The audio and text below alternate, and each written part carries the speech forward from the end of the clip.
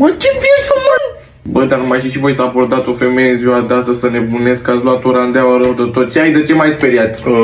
Am vrut să-ți fur geanta. Ce să-mi furtu mie, bă, pe kilo 4 litri la tine și că ai mâncat prima dată anul trecut. Stai liniștit că dacă îți dau geanta asta, cazi din cap. Să nebunesc. Bine, atunci o să te fur pe tine. Păi cine să furmă tu? Bă, lache, nu te uiți la mine să vezi ce bine sunt, am nevoie de banii voi, știam care mi-a ce vreau eu, mi-a la mașină, mi-a la geantă Marc Iacob. Am avut gagică, am auzit că m-a înșelat cu vara mea, dar când am aflat, îți dai seama ce am făcut, i-am dat lui aia foc la casă, dar nu era acasă, îți dai seama că nu sunt nebună de aia să o omor pe aia acolo. Ce? Mi-e puțin dor de el, să știi. Și arăta foarte bine, da, și chiar se cumpărtea drăguț cu mine, gen mi-a la geanta asta, mi-a la și telefonul ăsta, mă rog, iPhone 7 de la Mane, da. Auzi? Da. Tu nu faci TikTok? Da, mă, știi? Da, am chimit urmăritor pe TikTok, da, sunt influencer. Te știu. Puteți să facem o poză. Hai că facem, mai da, dă-ți masca aia jos, mai fi rocker de ăla. Hai.